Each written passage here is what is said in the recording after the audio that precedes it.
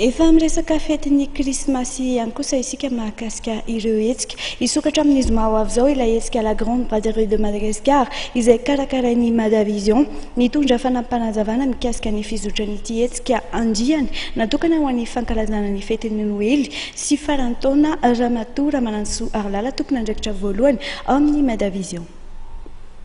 Isokatra amin'ny zoma 18 Desambra ho avy zao ny lapan'ny fanatanjahantena sy ny kolotsaina etsy Mahamasina izay andray ilay hetsika la grande braderie de Madagascar hetsika izay karakarain'ny Madavision.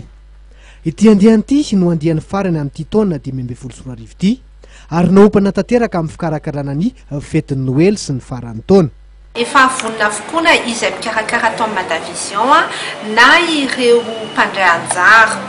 Mihoatra ny 50 sy 800 ny trano eva ho hitantsika ny amin'ny Palais des Sports ary tokony hiara-ny fihenam-bidy 500 isan-jato avokoa ny entana izay ho hitantsika any. Ny ampiavaka an'ity grande braderie ity moa dia izy akatoko ny fety ka izay entana mety ilaintsika amin'ny fanandrify amin'izany ho hitantsika.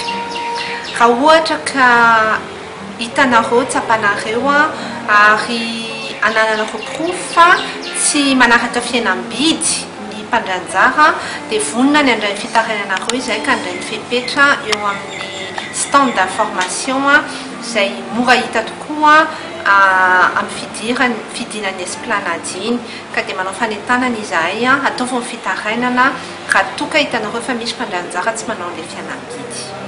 Hatramin'ny 5 alina no any ny isan'ireo mpitsidika andrasan'ny Madavision mandritra ireo 5 andro isiany hetsika karakarainy. Manana safidy maro ireo mpanjifa amin'ireo entana tsara kalitao kanefa nasiana fihenam-bidy mazava ho azy.